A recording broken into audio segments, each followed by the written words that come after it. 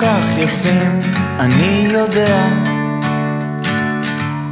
ואין שום טעם לרוק כשאף אחד לא שומע, אבל הם באו מרחוק בדרכים הכלכלות, ככה נתניה, הכל בכיכרות. כל ערב הופעה אני מגיע, בדרך כלל לבד, את אף אחד זה לא מפתיע. אצל הדודה בהיכל חולמים על כסף וקהל, מה זה משנה שהם שירים בכלל?